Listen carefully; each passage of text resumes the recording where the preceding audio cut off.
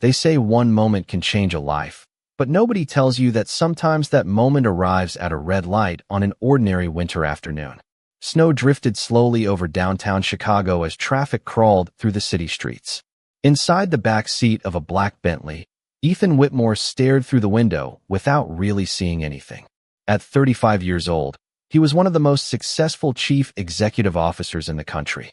His company occupied glass towers across several states. Business magazines called him brilliant. Investors called him fearless. Employees called him demanding. But when Ethan returned to his penthouse every night, none of those titles mattered. Success had filled his bank accounts, yet it had never managed to fill the empty place inside him. His driver eased toward a red light, and the car came to a stop. Ethan glanced at the crowded sidewalk, expecting to see nothing more than strangers rushing home from work. Instead, his breath caught in his throat. Near the corner stood a woman wearing an orange reflective city worker vest. She held a broom in one hand and pushed a small collection cart with the other. Her hair was tied back loosely. A few strands escaped and moved in the cold wind. She looked thinner than he remembered, more tired, more fragile. Yet Ethan would have recognized her anywhere. Even after 6 years. Even after all this time. It was Clara. For a second, he thought he was imagining things. He blinked once, then twice. But she was still there. The woman he had loved more than anyone else. The woman who had disappeared from his life without a goodbye. The woman he had spent years trying to forget and had never truly stopped loving. His heart began pounding so hard that he could hear it. Then he noticed someone standing beside her. A little boy. The child looked about 5 years old. He wore a blue winter coat that was slightly too large and knitted gloves that did not match. While Clara swept the sidewalk, the boy carefully picked up a piece of paper that had blown toward the curb. He ran over to her with a proud smile. "Mommy, look. I caught it before the wind took it away." Clara smiled softly and brushed snow from his shoulder. "Good job, Noah." Ethan felt something tighten inside his chest. "Noah." The little boy laughed and looked up toward the stopped traffic. His gaze landed on the Bentley. Then his eyes met Ethan's through the glass. Everything around Ethan seemed to disappear. The noise of the city faded. The traffic vanished. The cold afternoon dissolved into silence. Because the boy's eyes looked exactly like his own. The same gray-blue color. The same shape. The same expression that somehow carried both curiosity and sadness at the same time. Ethan stared without moving. The child tilted his head slightly. Then he turned toward Clara. "Mommy," he asked, "why is that man looking at us?" Clara followed his gaze. The moment she saw Ethan, the broom slipped from her hand.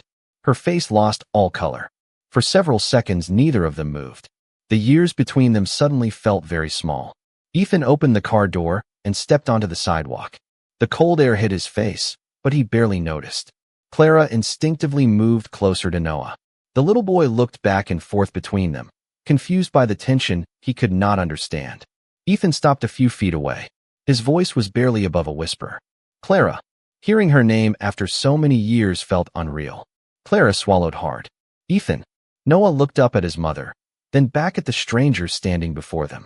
He could sense something important was happening. Children always could. He stepped slightly in front of Clara and held her hand. "Mommy," he asked quietly, "are you okay?" Clara squeezed his fingers. She tried to answer, but no words came out. Ethan's eyes never left the child's face. The resemblance was impossible to ignore. His heart filled with questions he was almost afraid to ask. Before he could speak, Noah studied him carefully for another moment. Then the little boy said something that made Ethan feel as though the ground had disappeared beneath his feet. "Mister," Noah asked innocently, "how come your eyes look just like mine?" For several seconds, Ethan could not answer the question. He simply stood there staring at the little boy whose eyes looked so much like his own that it felt impossible to breathe. Clara lowered her gaze and gently touched Noah's shoulder. "Noah, sweetheart, we should get back to work." The boy nodded, but curiosity remained written all over his face. He looked at Ethan one more time before following his mother a few steps away. Ethan watched them disappear down the sidewalk, and after all those years, he felt something stronger than success, stronger than regret, stronger than anger. He felt hope mixed with fear. That night, he did not return immediately to his penthouse. Instead, he sat alone inside his office overlooking the Chicago skyline. Snow continued falling beyond the glass walls, but Ethan barely noticed. His mind had already traveled back 6 years to the night everything began. At that time, he had been 29 years old, carrying the weight of $1 billion company on his shoulders. Every day felt like a battle. Investors demanded more growth. Executives demanded more time. His mother demanded more control. One rainy evening, after a particularly exhausting board meeting, Ethan left the Whitmore Global headquarters and drove without a destination. Eventually, he stopped at a small family diner on the edge of the city. It was the kind of place most wealthy executives never noticed. The booths were old. The coffee was simple. The sign outside flickered when the weather turned bad. Yet that ordinary diner changed his life. Clara Bennett was working the evening shift. She carried a tray in one hand and a coffee pot in the other. She was beautiful, but not in the polished way women appeared in magazines. Her beauty came from warmth. She smiled easily. She listened when people spoke. She made strangers feel welcome. Ethan sat quietly in a corner booth, hoping no one would recognize him. Clara walked over and poured him a fresh cup of coffee. Then she studied his tired face for a moment and said, "You look like someone who forgot how to rest." Ethan laughed despite himself. It was the first genuine laugh he had experienced in weeks. "Maybe I have," he admitted. Clara smiled. "Then start with coffee. It solves at least half of life's problems." That simple conversation stayed with him. He returned to the diner the following week, then again a few days later. Before long, he found himself looking forward to those visits more than anything else in his schedule. Clara never treated him like a billionaire. In fact, she did not even know who he was at first. To her, he was simply Ethan, a man who looked lonely whenever he walked through the door. They talked about movies, favorite books, childhood memories, and dreams for the future. After years, Ethan finally felt seen. Months later, he finally told her the truth about his identity. He expected her attitude to change. It never did. Clara looked at him quietly and then asked a question no one else had ever asked. "Are you happy?" Ethan did not know how to answer. Clara reached across the table and squeezed his hand. "Money can buy many things," she said softly, "but it cannot buy peace." That was the moment he realized he loved her. Clara loved the man behind the company name. She loved the version of him that existed before board meetings and financial reports. Their relationship grew stronger with every passing month. Eventually, Ethan proposed. There was no grand publicity, no reporters, no expensive spectacle, just a simple ring and a promise spoken from the heart. A few weeks later, they quietly married at a courthouse. For a brief period, life felt perfect. But while Ethan believed he had finally found happiness, someone else had already begun planning how to take it away. And the first person who refused to accept Clara Bennett as part of the Whitmore family was the one person powerful enough to change everything. His mother, Margaret Whitmore. Margaret Whitmore had spent her entire life protecting the Whitmore name. To her, wealth was not simply money. It was status, influence, and control. The moment she learned that Ethan had secretly married Clara Bennett, she decided the marriage could never survive. At first, she hid her disapproval behind polite smiles and carefully chosen words. Whenever Clara visited the Whitmore estate, Margaret remained courteous, but there was always a distance between them. Clara tried to earn her respect. She believed that if Margaret saw how deeply she loved Ethan, everything would eventually improve. She was wrong. Several months after the wedding, Whitmore Global entered one of the most demanding periods in its history. Ethan spent weeks traveling between Chicago and New York, handling major negotiations and investor meetings. Margaret saw an opportunity. One afternoon, she invited Clara to the estate. Clara arrived believing they were finally going to have an honest conversation. Instead, she found a stack of documents waiting on a polished wooden table. Divorce papers. Clara stared at them in disbelief. Margaret calmly explained that Ethan's future depended on strategic partnerships and public perception. She insisted that a woman from Clara's background would never be accepted by the board, investors, or society circles surrounding the Whitmore family. Then she produced financial documents that appeared to show a large payment connected to Clara. Clara immediately knew the records were false. She had never received such money. But Margaret spoke with absolute confidence. She claimed that Ethan would eventually believe Clara had betrayed him. She claimed that staying in his life would damage everything he had worked to build. Most painful of all, she insisted that Ethan would one day resent her for holding him back. Clara left the estate shaken. She loved Ethan deeply, and that love became the very thing used against her. Days later, overwhelmed by fear and pressure, she signed the divorce papers. Not because she stopped loving Ethan, but because she believed she was protecting the man she loved. When Ethan returned from New York, Clara was gone. Her apartment was empty. Her phone number no longer worked. He refused to believe she had simply disappeared. For months, he searched through every legal channel available to him. He contacted friends, former coworkers, landlords, and anyone who might know where she had gone. Every lead ended in a dead end. What Ethan did not know was that much of the information reaching him had quietly passed through people loyal to Margaret. By the time he realized something felt wrong, Clara had already vanished from his world. A few weeks later, Clara discovered she was pregnant. Sitting alone in a small clinic, she held the test result in trembling hands. Fear mixed with hope. Part of Ethan still lived inside her. For the first time since the divorce, she decided she had to find him. She wrote a letter explaining everything. She planned to tell him about the baby and the pressure she had endured. Carrying that letter, she returned to Chicago. Then she saw Ethan outside Whitmore Global, standing beside Victoria Sinclair. Reporters surrounded them. Cameras flashed. Clara watched from across the street. At first, she tried to ignore it. She told herself there must be an explanation. But over the following weeks, similar stories appeared again and again. Newspaper headlines suggested Ethan and Victoria were becoming one of Chicago's most admired couples. Online articles speculated about a future engagement. Every new headline seemed to confirm what Clara feared. She never heard the questions Ethan refused to answer. She never saw the emotional distance he kept between himself and Victoria. She only saw the image presented to the public. Eventually, hope became harder to hold than heartbreak. Standing alone with one hand resting over her stomach, Clara tore up the letter she had written. Then she walked away believing Ethan had already moved forward without her. Neither of them realized that the greatest misunderstanding of their lives had only just begun. Clara never returned to Chicago after that day. She moved to a smaller city several hours away and started over with almost nothing except determination and the child growing inside her. When Noah was born, she held him in her arms and immediately noticed his eyes. They were the same gray-blue eyes she had once fallen in love with. For a moment, her heart broke all over again. Then Noah wrapped his tiny fingers around hers, and she knew she had a reason to keep moving forward. The years that followed were not easy. Clara worked wherever she could. She cleaned offices before sunrise, folded laundry in the evenings, and eventually found steady work as a city sanitation worker. The pay was modest, but it was honest, and it allowed her to provide a small apartment, warm meals, and a safe home for her son. Noah grew into a bright and curious little boy. He was not the loudest child in the room, but people remembered him because of the questions he asked. He wanted to understand everything. He wanted to know why birds flew south in winter, why the moon looked larger some nights, and why adults sometimes smiled when they were sad. Clara did her best to answer every question, even when the answers were difficult. The hardest questions were always about his father.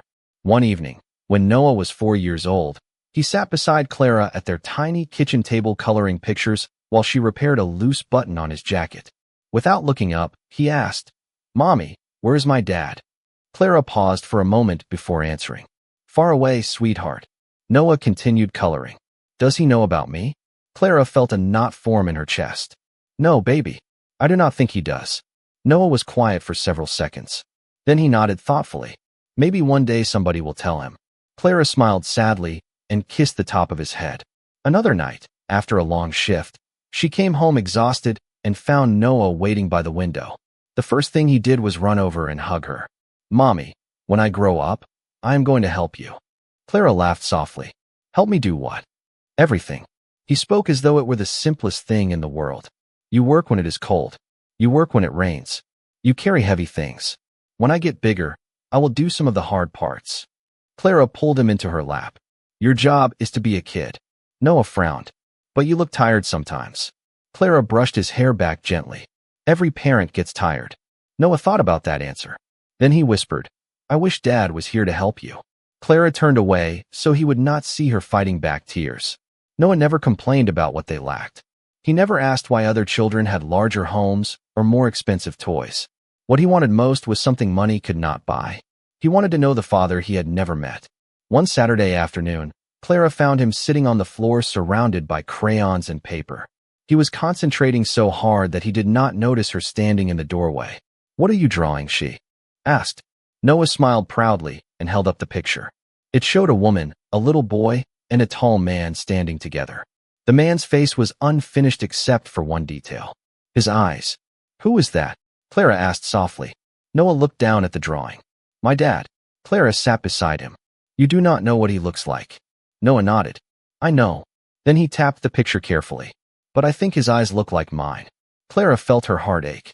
Noah smiled again and added, "That way if he ever sees the picture, he will know I was waiting for him." Clara wrapped her arms around her son and held him close. Outside, the world kept moving. Cars passed. Seasons changed. Years slipped away. But neither of them knew that far away, the man Noah had imagined so many times was about to step back into their lives in a way none of them could have expected. The question hung in the cold winter air long after Noah finished speaking. Ethan felt as though the entire world had stopped moving. Cars waited at the intersection. Snow drifted slowly toward the sidewalk.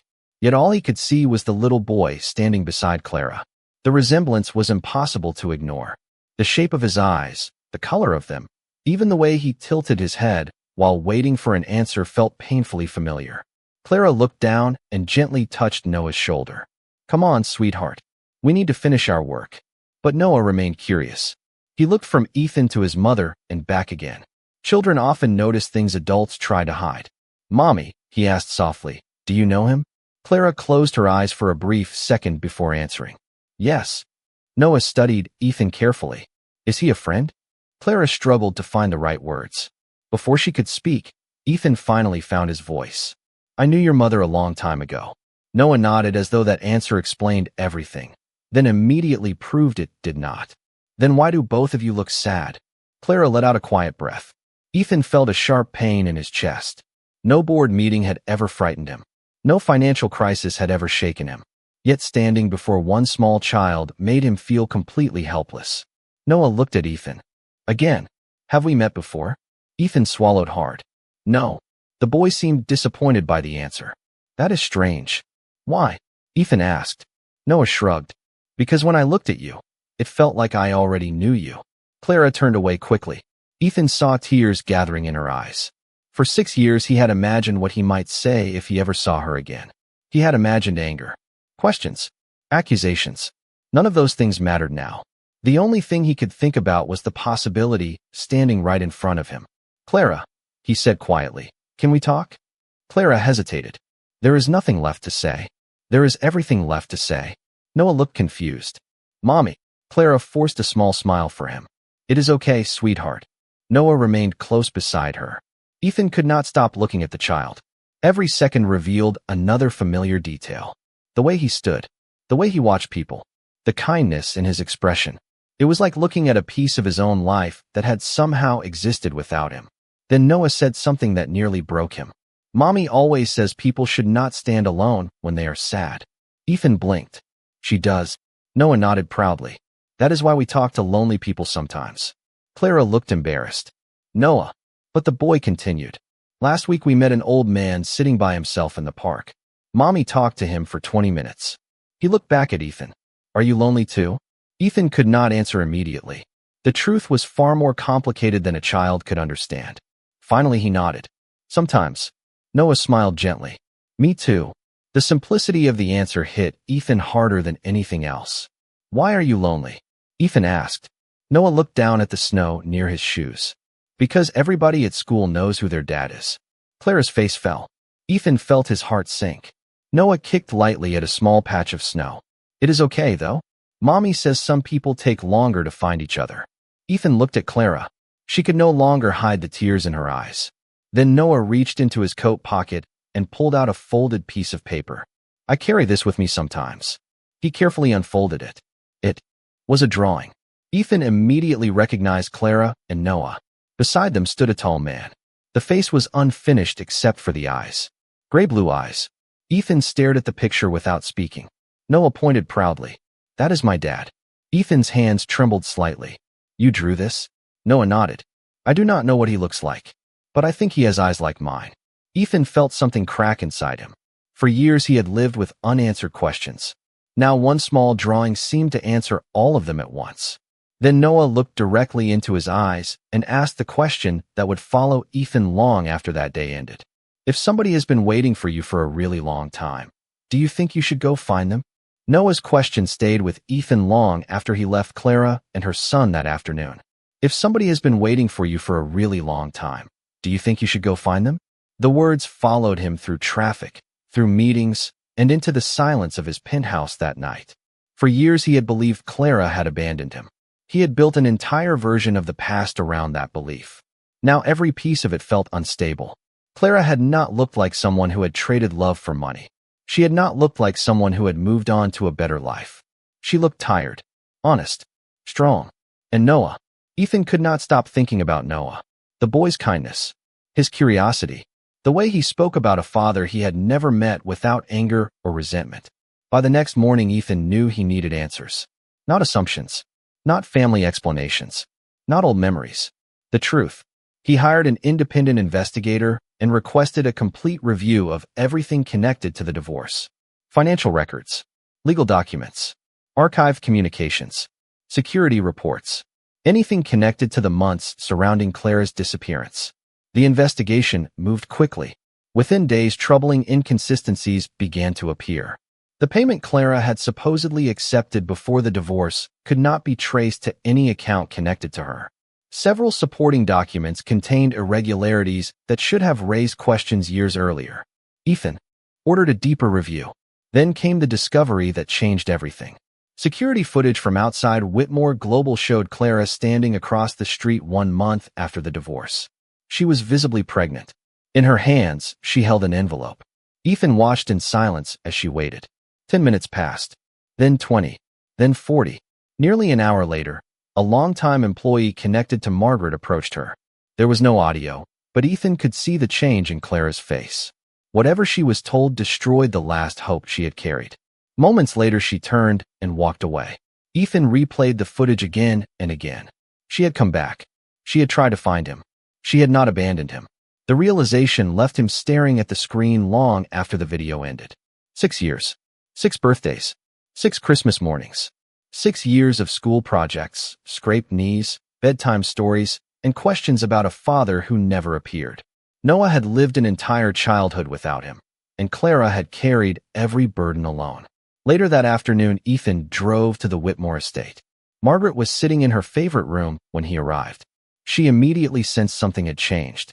Ethan placed the investigation reports on the table between them. Neither spoke for several seconds. Finally, Margaret glanced at the documents and sighed. So you know? Ethan looked at her with disappointment deeper than anger. I know enough. Margaret attempted to defend her actions. She insisted she had been protecting the family, protecting the company, protecting his future. But for the first time, Ethan heard those arguments for what they truly were. Excuses.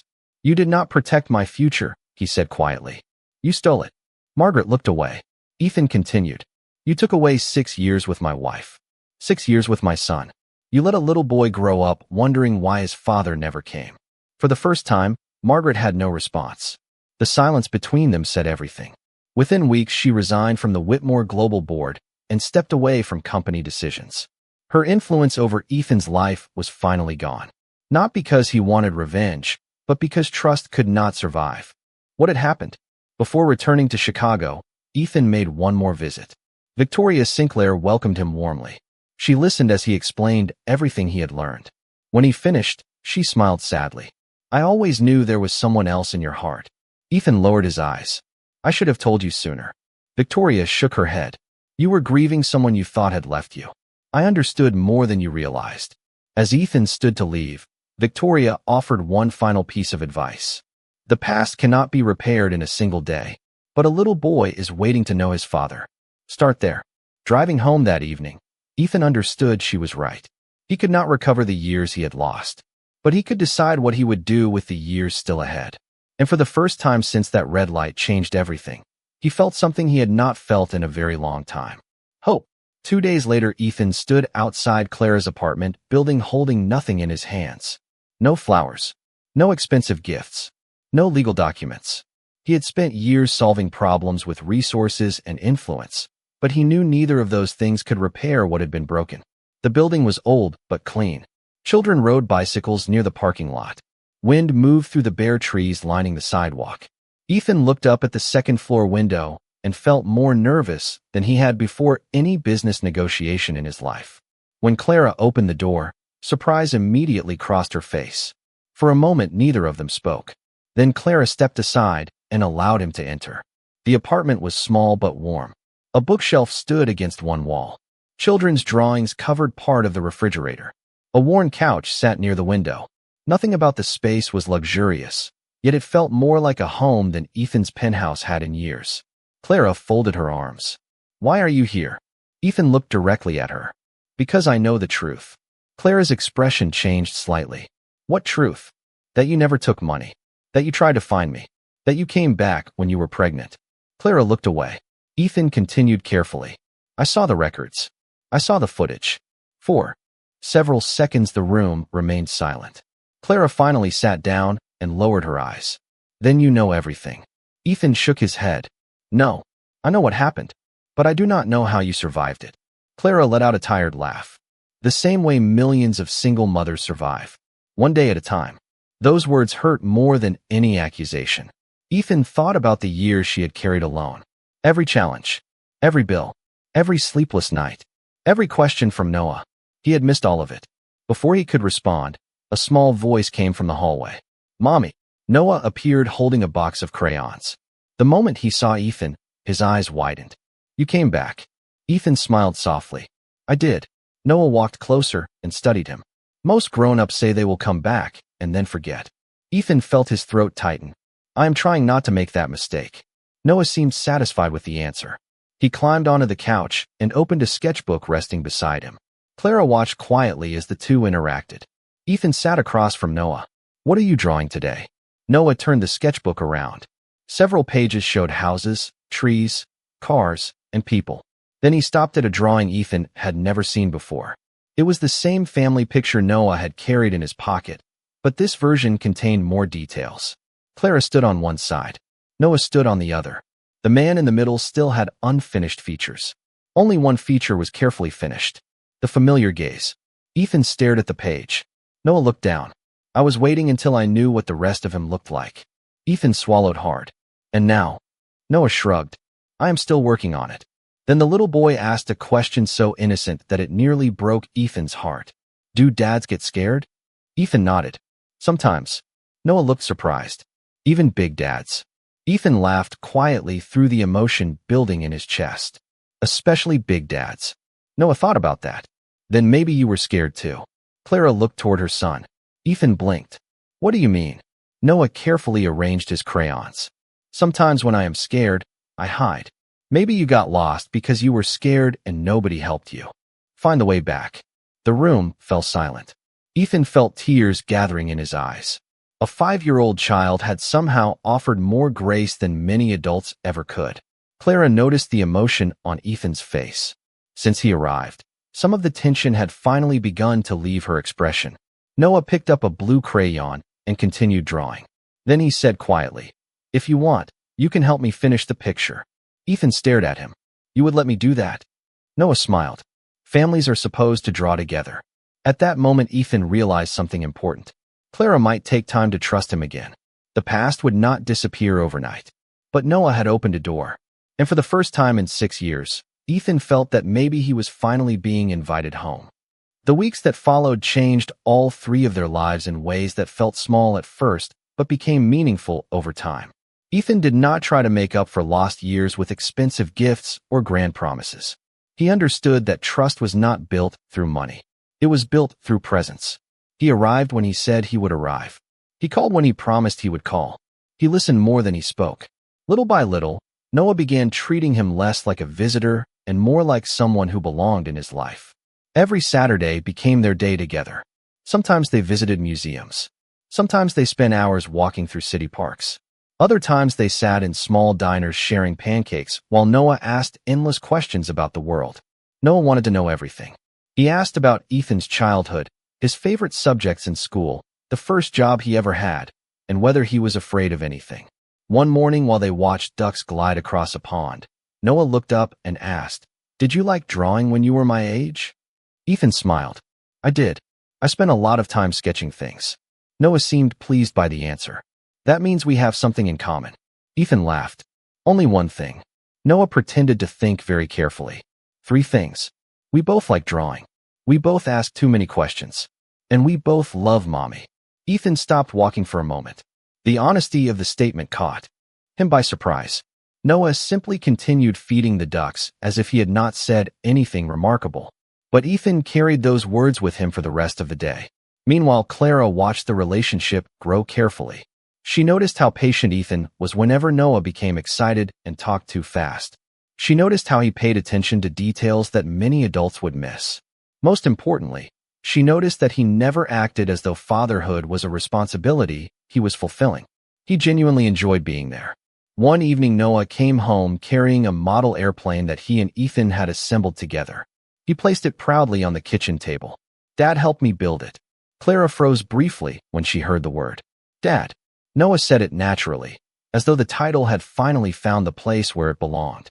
Later that night, after Noah had fallen asleep, Clara sat alone in the living room reviewing bills and work schedules.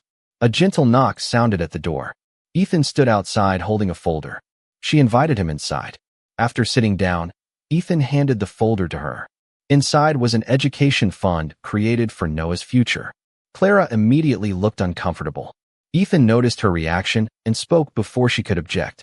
Everything stays under your control. I am not trying to change your role in his life. I just want to help provide opportunities. Clara studied him carefully. Why now? Ethan looked around the apartment before answering. Children's drawings decorated the refrigerator. School papers sat neatly on a shelf. Every corner reflected years of effort and sacrifice. Because every day I learn a little more about what you carried by yourself, he said quietly. Clara lowered her eyes. There were times I was scared. Ethan nodded slowly. I know. There were times I did not know how things would work out.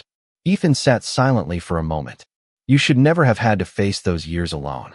Neither tried to hide from the truth anymore. They simply acknowledged it. Several days later, Noah invited both of them to his school art display. Colorful drawings filled the room. Parents moved between tables while children proudly explained their work. Ethan eventually reached Noah's section and stopped. Hanging on the wall was a familiar picture. A family standing together. But unlike the earlier drawings, this one was complete. Nobody was missing. Nobody was unfinished. Noah appeared beside him with a proud smile. I finished it. Ethan looked at the picture and then at Noah. You did. Noah nodded. I finally knew what everybody looked like. For a moment, Ethan could not find the right words. Noah solved the problem for him.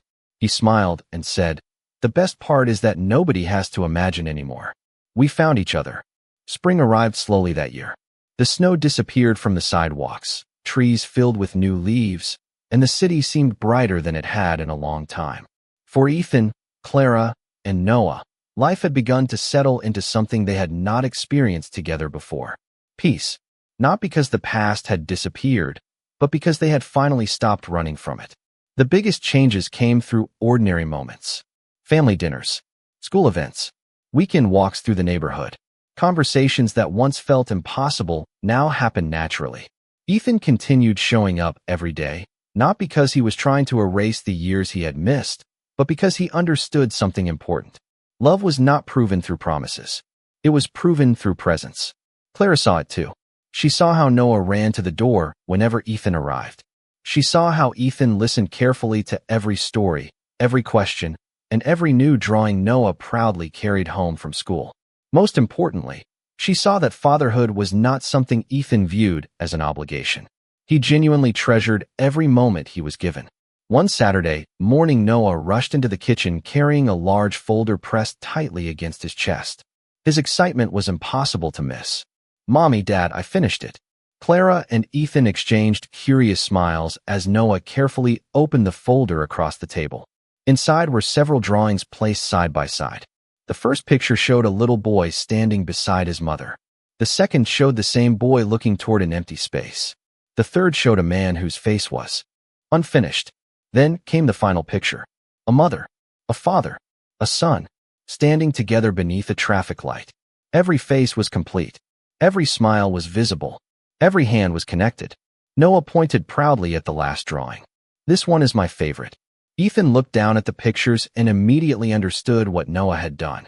Without realizing it, the boy had drawn the story of their family. Clara brushed a hand across the corner of the page and smiled. It is beautiful. Noah grinned. Nobody is missing anymore. Several weeks later, Ethan invited Clara and Noah to the courthouse where he and Clara had quietly married years earlier. The building looked almost exactly the same. The same stone walls, the same long hallway, the same courtroom doors. Yet everything felt different. The first time they entered that building, they were young and full of dreams. This time they carried something even stronger. Experience, forgiveness, patience, growth. Ethan looked at Clara and took a slow breath. I cannot give back the years we lost. Clara listened quietly. I cannot change what happened, but I can spend the rest of my life making sure you never doubt how much you mean to me again. Tears threatened to appear, but Clara simply smiled and squeezed his hand. Some wounds never completely disappear. They simply become part of the story that teaches people what truly matters. Noah stood nearby wearing a small navy suit and trying very hard to look serious. The effort lasted only a few moments before curiosity took over. Can I say something? He asked. Both adults laughed and nodded. Noah lifted the final drawing and looked at it carefully. I used to wonder why my family was different from everybody else's. He glanced up at Ethan and Clara. Now I think everybody gets their family in different ways. Some people start together. Some people find each other later. The room became quiet. The simplicity of his words made them even more powerful. Ethan knelt beside his son and wrapped an arm around him. Clara joined them, and for a moment the three simply stood there together. No reporters, no headlines, no misunderstandings. Just a family that had finally found its way back to one another. Later that afternoon, they walked outside into the warm spring sunshine. Noah slipped one hand into Clara's and the other into Ethan's. Together, they headed toward home.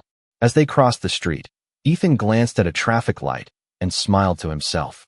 One ordinary stoplight had changed everything. Years later, he would still remember that moment and the lesson hidden inside it. The truth may take time to find its way through confusion and mistakes, but it never stops moving. And as people often say, sooner or later, the truth catches up with every story.